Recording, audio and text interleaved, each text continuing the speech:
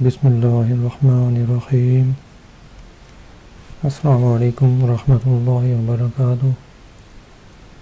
آج سے سورہ توبہ شروع کر رہے ہیں۔ سورہ توبہ کا نام رکھنے کی وجہ، اس سورت کے 10 سے زیادہ نام ہیں، ان میں سے یہ 2 نام مشہور ہیں۔ نمبر 1 توبہ، اس سورت میں کثرت سے توبہ کا ذکر کیا گیا، اس لیے اسے سورہ توبہ کہتے ہیں۔ نمبر 2 براءت،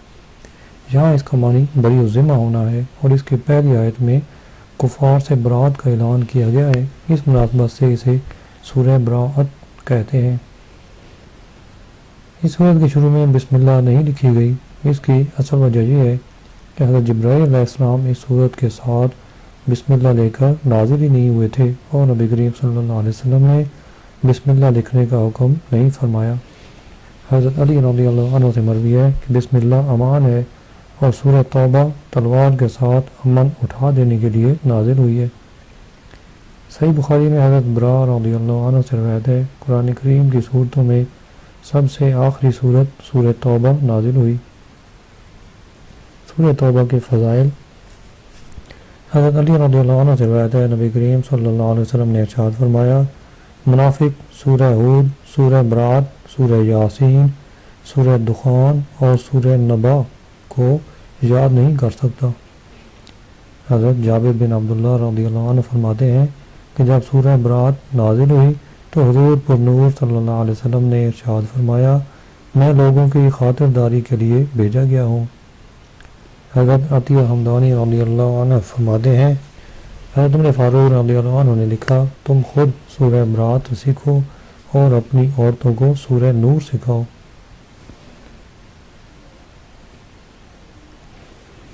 براءۃ من اللہ ورسولہ الی الذین عاہدتم من المشرکین،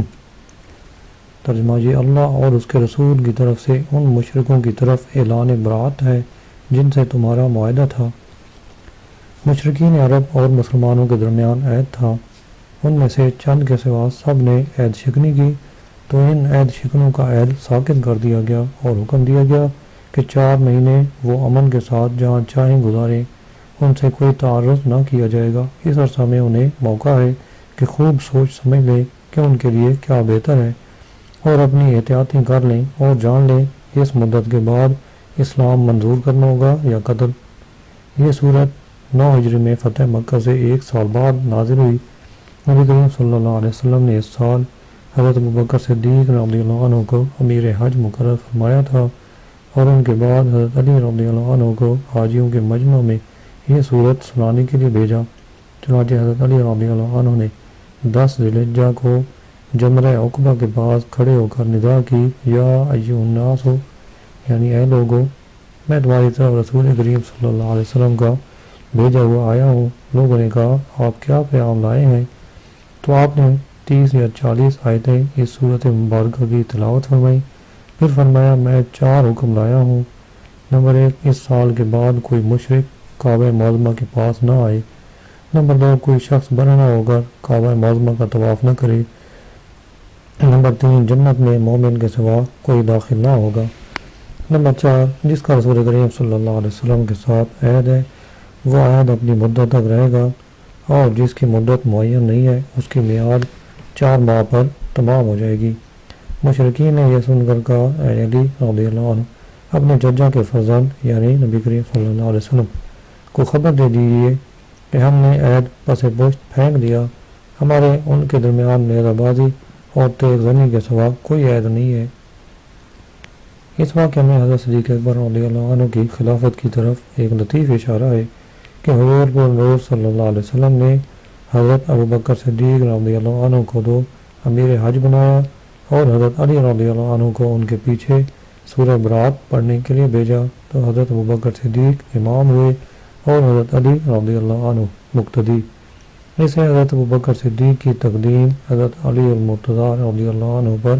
ثابت ہوئی، اور خود حضرت علی رضی اللہ عنہ نے حضرت ابوبکر صدیق رضی اللہ عنہ کی امامت و خلافت کے متعلق فرمایا، رسول کریم صلی اللہ علیہ وسلم نے حضرت ابوبکر صدیق رضی اللہ عنہ کو نماز پڑھانے کا حکم دیا، اور میں وہاں حاضر تھا، غائب نہیں تھا، اور نہ ہی مجھے کوئی مرض تھا، تو ہم نے انہیں اپنی دنیا کے لیے پسند کر لیا، جنہیں حضور اقدس صلی اللہ علیہ وسلم نے ہمارے دین یعنی نماز کے لیے پسند فرمایا تھا۔ فَسِيحُوا فِي الْأَرْضِ أَرْبَعَةَ أَشْهُرٍ وَاعْلَمُوا أَنَّكُمْ غَيْرُ مُعْجِزِي اللَّهِ وَأَنَّ اللَّهَ مُخْزِي الْكَافِرِينَ۔ ترجمہ: تو اے مشرکو، تم 4 مہینے تک زمین میں چلو پھرو اور جان لو کہ تم اللہ کو تھکا نہیں سکتے، اور یہ کہ اللہ کافروں کو ذلیل و رسوا کرنے والا ہے۔ آیت کا خلاصہ یہ ہے کہ اے مشرکو، تم 4 مہینے تک زمین میں امن و امان سے چلو پھرو، اس کے بعد تمہارے لیے کوئی امان نہیں، اور ساتھ ہی اس حقیقت کو ذہن نشین رکھنا کہ تم اللہ تعالیٰ کو تھکا نہیں سکتے اور اس مہلت کے باوجود اس کی گرفت سے نہیں بچ سکتے، اور یہ بھی جان لو کہ اللہ تعالیٰ کافروں کو دنیا میں قتل کے ساتھ اور آخرت میں عذاب کے ساتھ رسوا کرنے والا ہے۔ آذان من اللہ ورسولہ الی الناس یوم الحج الاکبر ان اللہ بریء من المشرکین ورسولہ فإن تبتم فهو خير لكم وإن توليتم فاعلموا أنكم غير معجز الله وبشر الذين كفروا بعذاب أليم۔ ترجمہ: اور یہ اللہ اور اس کے رسول کی طرف سے تمام لوگوں کی طرف بڑے حج کے دن اعلان ہے کہ اللہ مشرکوں سے بری ہے اور اس کا رسول بھی، تو اگر تم توبہ کرو تو تمہارے لیے بہتر ہے، اور اگر تم منہ پھیرو تو جان لو کہ تم اللہ کو تھکا نہیں سکتے، اور کافروں کو دردناک عذاب کی خوشخبری سنو۔ حضرت حسن رحمۃ اللہ علیہ اس آیت کی تفسیر میں فرماتے ہیں کہ جس سال حضرت ابوبکر صدیق رضی اللہ عنہ نے حج کیا تھا تو اس میں مسلمان اور مشرکین سب جمع تھے، اس لیے اس حج کو حج اکبر فرمایا گیا۔ امام عبداللہ بن احمد نصفی رحمۃ اللہ علیہ اس آیت کی تفسیر میں فرماتے ہیں یوم سے مراد عرفہ کا دن ہے، کیونکہ وقوف عرفہ حج کے ارکان میں سے رکن اعظم ہے، یا اس سے مراد یوم نحر ہے، کیونکہ حج کے زیادہ تر افعال جیسے طواف، قربانی، سر مڈانا اور رمی وغیرہ اسی دن ہوتے ہیں، اور اس حج کو حج اکبر اس لیے فرمایا گیا کہ اس زمانہ میں عمرہ کو حج اصغر کہا جاتا تھا۔ احادیث اور آثار صحابہ میں مختلف دنوں کو حج اکبر کہا گیا ہے، جبکہ عوام میں یہ مشہور ہے کہ جب یوم عرفہ جمعہ کے دن ہو تو وہ حج اکبر ہوتا ہے۔ اس کے ثبوت میں اگرچہ کوئی صحیح حدیث موجود نہیں، تاہم یہ کہنا غلط بھی نہیں، کیونکہ بکثرت روایات سے اس دن کا حج اکبر ہونا ثابت ہے۔ ملا اللہ قاری نے اس دن کے حج اکبر ہونے کے ثبوت میں الحوض الاوفر فی الحج الاکبر کے نام سے ایک مستقل رسالہ بھی لکھا ہے۔ تفسیر کی کتابوں میں حج اکبر سے متعلق امام ابن سیرین رحمۃ اللہ علیہ سے ایک قول یہ بھی منقول ہے کہ حج اکبر وہ حج ہے کہ جو اس دن کے موافق ہو جس دن رسول اللہ صلی اللہ علیہ وسلم اور تمام اعراب نے حج کیا تھا۔ تفسیر خازن میں ہے جو حج تاجدار رسالت صلی اللہ علیہ وسلم کے حج کے موافق ہو اسے حج اکبر کہا گیا ہے، اور یہ دن جمعہ کا دن تھا۔ إِلَّا الَّذِينَ عَاهَدتُّم مِّنَ الْمُشْرِكِينَ ثُمَّ لَمْ يَنقُضُوكُمْ شَيْئًا وَلَمْ يُظَاهِرُوا عَلَيْكُمْ أَحَدًا فَأَتِمُّوا إِلَيْهِمْ عَهْدَهُمْ إِلَىٰ مُدَّتِهِمْ إِنَّ اللَّهَ يُحِبُّ الْمُتَّقِينَ۔ ترجمہ: مگر ان مشرکین جن سے تمہارا معاہدہ تھا پھر انہوں نے تمہارے معاہدے میں کوئی کمی نہیں کی اور تمہارے مقابلے میں کسی کی مدد نہیں کی، تو ان کا معاہدہ ان کی مقررہ مدت تک پورا کرو، بے شک اللہ پرہیزگاروں سے محبت فرماتا ہے۔ اس صورت کے شروع میں چونکہ یہ بیان کیا گیا تھا کہ آئندہ 4 ماہ تک کافروں سے معاہدے برقرار رہیں گے اور اس کے بعد ختم، اب یہاں فرمایا گیا کہ جن لوگوں کے ساتھ تمہارا معاہدہ ہے اور وہ معاہدے کے پابند ہیں اور انہوں نے معاہدے کو اس کی شرطوں کے ساتھ پورا کیا ہے تو تم بھی ان سے معاہدہ پورا کرو، اور 4 مہینے پر معاہدہ ختم ہو جانے کا حکم ان کے لیے نہیں ہے۔ یہ لوگ بنی زمرہ تھے جو کنانہ کا ایک قبیلہ ہے اور ان کی مدت کے 9 مہینے باقی رہے تھے۔ فَإِذَا انْسَلَخَ الْأَشْهُرُ الْحُرُمُ فَاقْتُلُوا الْمُشْرِكِينَ حَيْثُ وَجَدتُّمُوهُمْ وَخُذُوهُمْ وَاحْصُروهُمْ وَاقْعُدُوا لَهُمْ كُلَّ مَرْصَدٍ فَإِن تَابُوا وَأَقَامُوا الصَّلَاةَ وَآتَوُا الزَّكَاةَ فَخَلُّوا سَبِيلَهُمْ إِنَّ اللَّهَ غَفُورٌ رَحِيمٌ۔ ترجمہ: پھر جب حرمت والے مہینے گزر جائیں تو مشرکوں کو مارو جہاں انہیں پاؤ اور انہیں پکڑ لو اور قید کر لو، اور ہر جگہ ان کی طاق میں بیٹھو پھر اگر وہ توبہ کریں اور نماز قائم رکھیں اور زکوٰۃ دیں تو ان کا راستہ چھوڑ دو، بے شک اللہ بخشنے والا مہربان ہے۔ یہاں حرمت والے مہینوں سے مراد ان کفار کی امان کے مہینے ہیں جو مسلسل 4 تھے، لہذا یہ آیت منسوخ نہیں، اور جن مہینوں میں جنگ ابتدائی اسلام میں حرام تھی وہ رجب، ذوالقعدہ، ذی الحجہ اور محرم ہے۔ اب ان میں جہاد جائز ہے کیونکہ جہاں مذکور معاہدے کی تکمیل والے 4 مہینوں میں ان کفار سے جنگ حرام تھی، اس لیے انہیں اشہر حرام فرمایا گیا۔ اس آیت کا خلاصہ یہ ہے کہ کفار کو اللہ تعالیٰ کے ساتھ شرک کرنے اور اللہ کے رسول حضرت محمد مصطفیٰ صلی اللہ علیہ وسلم کی نبوت کا انکار کرنے سے منع کیا گیا تھا۔ اگر کفار ان کاموں کو چھوڑ کر اللہ کی وحدانیت کا اقرار کر لیں،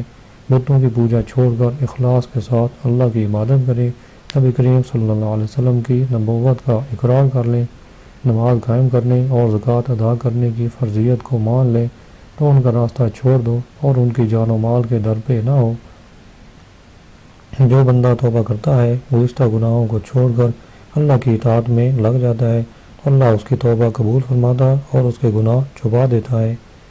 توبہ سے پہلے کیے ہوئے گناہوں پر توبہ کے بعد سزا نہ دے کر اس پر رحم فرماتا ہے۔ وَإِنَّ أَحَدٌ مِّنَ الْمُشْرِكِينَ اسْتَجَارَكَ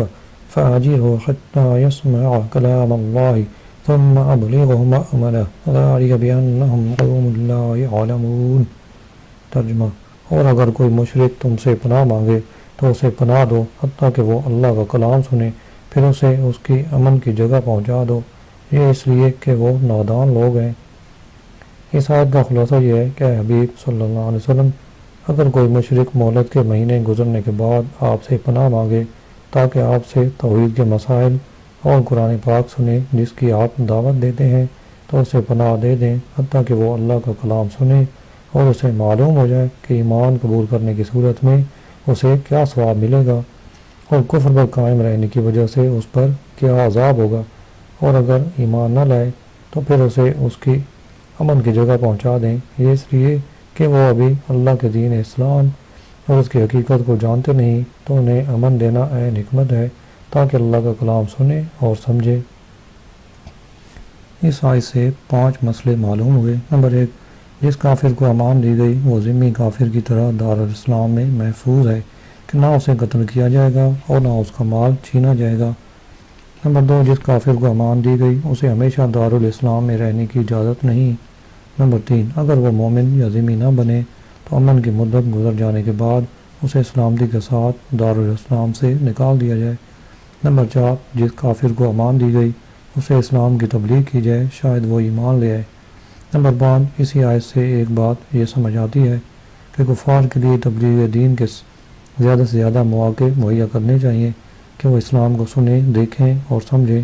بہت سے کفار اس لیے مسلمان نہیں ہوتے کہ انہوں نے اسلام کی حقیقی تعلیمات کو سنا ہی نہیں ہوتا،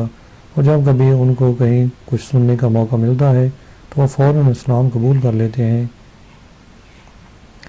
كيف يكون للمشركين عهد عند الله وعند رسوله إلا الذين عاهدتم عند المسجد الحرام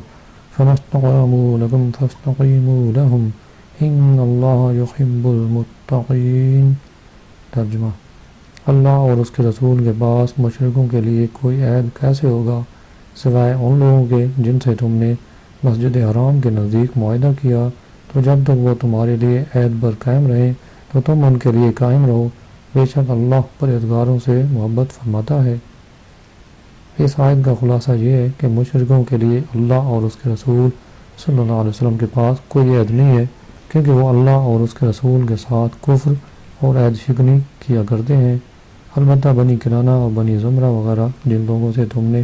صلح حدیبیہ کے موقع پر مسجد حرام کے نزدیک معاہدہ کیا تھا، ان سے کوئی عہد شکنی ظہور میں نہ آئی، تو ان کے معاہدہ کی مدت پوری کرو، اور معاہدے کی مدت کے اندر جب تک وہ اپنے عہد پر قائم رہیں تم بھی قائم رہو۔ اگر وہ اس دوران میں عہد کو توڑ دیں تو تم بھی ان سے جنگ کرو۔ اس آیت میں اللہ تعالیٰ نے مسلمانوں کو کفار سے کی ہوئے معاہدے بھی پورے کرنے کا حکم دیا ہے، تو اس پر افسوس ہے جو مومن کے ساتھ دھوکہ بازی اور بدعہدی سے باز نہ آئے۔ عہد شکنی حرام ہے، چنانچہ حدیث پاک ہے جس شخص میں یہ 4 باتیں پائی جائیں وہ خالص منافق ہے۔ نمبر 1، جب بات کرے تو جھوٹ بولے۔ نمبر 2، جب وعدہ کرے تو خلاف ورزی کرے۔ نمبر 3، جب معاہدہ کرے تو اسے توڑ دے۔ نمبر 4، جب جھگڑا کرے تو گالیاں دے۔ اگر کسی کے اندر ان میں سے ایک عادت پائی جائے تو اس میں نفاق کا ایک حصہ موجود ہے، یہاں تک کہ وہ اسے چھوڑ دے۔ كيف وإن يظهروا عليكم لا يرقبوا فيكم إلا ولا ذمة يرضونكم بأفواههم وتأبى قلوبهم وأكثرهم فاسقون۔ ترجمہ: بھلا کیسے ہو سکتا ہے حالانکہ اگر وہ تم پر غالب آ جائیں تو تمہارے بارے میں نہ کسی رشتہ داری کا لحاظ کریں گے اور نہ ہی کسی معاہدہ کا۔ وہ تمہیں اپنے منہ سے راضی کرتے ہیں اور ان کے دل انکار کرتے ہیں اور ان میں اکثر نافرمان ہیں۔ یعنی مشرکین کیسے عہد پورا کریں گے اور کیسے قول پر قائم رہیں گے حالانکہ ان کا حال تو یہ ہے کہ اگر وہ تم پر غالب آ جائیں تو تمہارے بارے میں نہ کسی رشتہ داری کا لحاظ کریں گے اور نہ ہی کسی معاہدے کا۔ وہ تمہیں ایمان لانے اور وفاء عہد کے وعدے کر کے اپنے منہ سے راضی کر دیتے ہیں اور ان کے دل ایمان اور وفاء عہد کا انکار کرتے ہیں اور ان میں اکثر نافرمان یعنی عہد شکن، کفر میں سرکش، بے مروت اور جھوٹ سے نہ شرمانے والے ہیں۔ کفار کا یہ حال عام طور پر رہا ہے کہ وہ مسلمان کے مقابلے میں نہ قرابت داری کا لحاظ کرتے ہیں اور نہ معاہدے کا، بلکہ جب کبھی موقع ملتا ہے تو کوئی بہانہ بنا کر عہد شکنی کر دیتے ہیں۔ جیسا کہ آج کل کے زمانے میں بھی کفار کی حکومتوں کا مسلمانوں کے ساتھ رویہ دیکھا جا سکتا ہے اور ان کا حال تو اپنی جگہ، لیکن افسوس تو اس بات کا بھی ہے کہ یہ سب کچھ جاننے، دیکھنے اور سمجھنے کے باوجود مسلمان عبرت حاصل نہیں کرتے اور دفاعی، تجارتی اور دیگر امور میں مسلمانوں کے ساتھ معاہدے کرنے کے مقابلے میں کفار کے ساتھ معاہدہ کرنے کو ترجیح دیتے ہیں، اگرچہ اس میں انہیں کتنا ہی نقصان کیوں نہ اٹھانا پڑے۔ اشتروا بآیات اللہ ثمنا قلیلا فصدوا عن سبیلہ انہم ساء ما كانوا یعملون۔ ترجمہ: انہوں نے اللہ کی آیتوں کے بدلے تھوڑی سی قیمت لے لی اور اس کے راستے سے روکا، بے شک یہ بہت برے عمل کرتے ہیں۔ یعنی انہوں نے قرآن پاک کی آیات اور ان پر ایمان لانے کے بدلے دنیا کا تھوڑا سا مال لے لیا اور ان کے اور رسول کریم صلی اللہ علیہ وسلم کے مابین جو عہد تھا اسے ابو سفیان کے تھوڑے سے لالچ دینے سے توڑ دیا اور انہوں نے لوگوں کو اللہ کے دین میں داخل ہونے سے روکا۔ بے شک یہ شرک، عہد شکنی اور لوگوں کو دین اسلام میں داخل ہونے سے روک کر بہت برے عمل کرتے ہیں۔ لا يرقبون في مؤمن الا ولا ذمة واولئك هم المعتدون۔ ترجمہ: کسی مسلمان کے بارے میں نہ رشتہ داری کا لحاظ کرتے ہیں اور نہ کسی معاہدے کا اور یہی لوگ سرکش ہیں۔ یعنی جن مشرکین نے معاہدے کی خلاف ورزی کی، یہ کسی مسلمان کے بارے میں نہ رشتہ داری کا لحاظ کرتے ہیں اور نہ کسی معاہدے کا، بلکہ جب موقع پائیں قتل کر ڈالتے ہیں۔ تو مسلمانوں کو بھی چاہیے کہ جب ان مشرکین پر دسترس پائیں تو ان سے درگزر نہ کریں، اور یہی مشرک لوگ عہد شکنی میں حد سے بڑھنے والے ہیں۔ فَإِن تَابُوا وَأَقَامُوا الصَّلَاةَ وَآتَوُا الزَّكَاةَ فَإِخْوَانُكُمْ فِي الدِّينِ وَنُفَصِّلُ الْآيَاتِ لِقَوْمٍ يَعْلَمُونَ۔ ترجمہ: پھر اگر وہ توبہ کر لیں اور نماز قائم رکھیں اور زکوٰۃ دیں تو وہ تمہارے دینی اسلامی بھائی ہیں، اور ہم جاننے والوں کے لیے تفصیل سے آیتیں بیان کرتے ہیں۔ یعنی اگر وہ مشرکین شیعہ ایمان کی طرف اور عہد شکنی سے وفاء عہد کی طرف لوٹ آئیں اور جو نمازیں ان پر فرض ہوں انہیں تمام شرائط و ارکان کے ساتھ ادا کریں اور جو زکوٰۃ ان پر فرض ہو اسے خوش ہو کر دیں تو وہ تمہارے اسلامی بھائی ہیں، ان کے لیے بھی وہی احکام ہیں جو تمہارے لیے ہیں، انہیں بھی وہی چیزیں منع ہیں جو تمہیں منع ہیں۔ فرمایا: اور ہم جاننے والوں کے لیے تفصیل سے آیتیں بیان کرتے ہیں۔ یعنی ہم عہد شکنی کرنے والے اور دیگر مشرکین کے احوال اور کفر و ایمان کی حالت میں ان کے احکام سے متعلق آیات ان لوگوں کے لیے تفصیل سے بیان کرتے ہیں جو انہیں جانتے ہوتے ہیں۔ وَإِن نَكَثُوا أَيْمَانَهُم مِّن بَعْدِ عَهْدِهِمْ وَطَعَنُوا فِي دِينِكُمْ فَقَاتِلُوا أَئِمَّةَ الْكُفْرِ إِنَّهُمْ لَا أَيْمَانَ لَهُمْ لَعَلَّهُمْ يَنْتَهُونَ۔ ترجمہ، اور اگر معاہدہ کرنے کے بعد اپنی قسمیں توڑیں اور تمہارے دین میں طعنہ زنی کریں تو کفر کے پیشواؤں سے لڑو، بے شک ان کی قسموں کا کوئی اعتبار نہیں، ان سے لڑو تاکہ یہ بعد آ جائیں۔ یہاں حکم دیا گیا کہ اگر کفار معاہدہ توڑ دیں اور مسلمانوں کے دین میں طعن و تشنیع کریں تو پھر کوئی عیب باقی نہیں، بلکہ اب ان کا فیصلہ میدان جنگ میں ہی ہوگا۔ دین میں طعنہ زنی سے مراد یہ ہے کہ دین اسلام کی طرف کوئی ایسی بات منسوب کرنا جو دین اسلام کے شایان شان نہیں، یا ضرورات دین میں سے کسی چیز کو ہلکا جان کر اس پر اعتراض کرنا۔ اسی طرح نماز اور حج پر طعنہ زنی کرنا، قرآن اور ذکر رسول پر طعنہ زنی کرنا، یا رسول کریم صلی اللہ علیہ وسلم کی شان میں گستاخی کرنا سب اس میں داخل ہے۔ اس آیت سے دو باتیں معلوم ہوئی۔ نمبر ایک، جن مشرکین سے معاہدہ کیا گیا ہو تو اس معاہدے کے قائم رہنے کی ایک صورت یہ ہے کہ وہ ہمارے دین پر اعلانیہ طعنہ زنی نہ کریں، اور اگر وہ اللہ اس کے رسول صلی اللہ علیہ وسلم کی شان میں یا قرآن سے متعلق کسی گستاخی کے مرتکب ہوں تو ان کا معاہدہ ختم اور ان کے خلاف جنگ کی جائے گی۔ نمبر دو، کفار کے ساتھ جنگ کرنے سے مسلمانوں کی غرض ان کے ذاتی مفادات نہیں بلکہ انہیں کفر و بدعمالی سے روکنا ہے، اور یہی اسلامی جہاد کا سب سے اہم مقصد ہے۔ الا تقاتلون قوما نكثوا ايمانهم وهموا باخراج الرسول وهم بدؤوكم اول مره اتخشونهم فالله احق ان تخشوه ان كنتم مؤمنين۔ ترجمہ، کیا تم اس قوم سے نہیں لڑو گے جنہوں نے اپنی قسمیں توڑی اور رسول کو نکالنے کا ارادہ کیا، حالانکہ پہلی مرتبہ انہوں نے ہی تم سے ابتدا کی تھی، تو کیا تم ان سے ڈرتے ہو؟ بس اللہ اس کا زیادہ حقدار ہے کہ تم اس سے ڈرو اگر ایمان رکھتے ہو۔ ارشاد فرمایا کہ کیا تم اس قوم سے نہیں لڑو گے جنہوں نے اپنی قسمیں توڑی اور صلح حدیبیہ کا عہد توڑا اور مسلمانوں کے حلیف خزاں کے مقابل بنی بکر کی مدد کی اور دار الندوہ میں مشورہ کر کے رسول کریم صلی اللہ علیہ وسلم کو مکہ مکرمہ سے نکالنے کا ارادہ کیا، حالانکہ پہلی بار انہوں نے تم سے لڑائی کی ابتدا کی تھی، تو کیا تم ان سے ڈرتے ہو اور اس بنا پر ان سے جنگ ترک کرتے ہو؟ بس اگر تم اللہ کے وعدے اور وعید پر ایمان رکھتے ہو تو اللہ اس کا زیادہ حقدار ہے کہ تم کافروں سے جنگ ترک کرنے کے معاملے میں اس سے ڈرو۔ اس سے معلوم ہوا کہ رسول اللہ صلی اللہ علیہ وسلم کی توہین اور ایذاء، مسلمانوں سے عہد شکنی اور شر و فساد کی ابتدا کرنا کفار کی وہ غلطی ہے جس کی سزا انہیں ملنی چاہیے۔ اس آیت سے یہ بھی معلوم ہوا کہ ایمان کامل کا تقاضا یہ ہے کہ مومن اپنے رب کے سوا کسی سے ڈرے اور نہ اس کے علاوہ کسی کی پرواہ کرے۔ ایک مقام پر اللہ تعالیٰ منصب رسالت پر فائز ہستیوں کے بارے میں ارشاد فرماتا ہے، وہ جو اللہ کے پیغامات پہنچاتے ہیں اور اس سے ڈرتے ہیں اور اللہ کے سوا کسی کا خوف نہیں کرتے، اور اللہ کافی حساب لینے والا ہے۔ اور اپنے حبیب صلی اللہ علیہ وسلم کے صحابہ کرام سے ارشاد فرماتا ہے۔ ترجمہ، بے شک وہ تو شیطان ہی ہے جو اپنے دوستوں سے ڈراتا ہے، تو تم ان سے نہ ڈرو اور مجھ سے ڈرو اگر تم ایمان والے ہو۔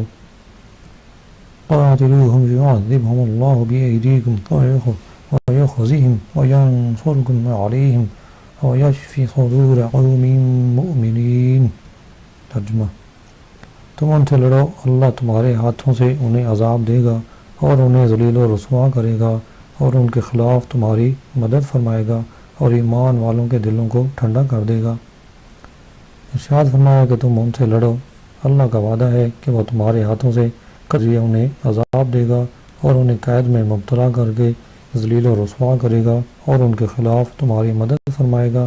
اور ان پر غلبہ عطا فرمائے گا اور ایمان والوں کے دلوں کو ٹھنڈا کر دے گا۔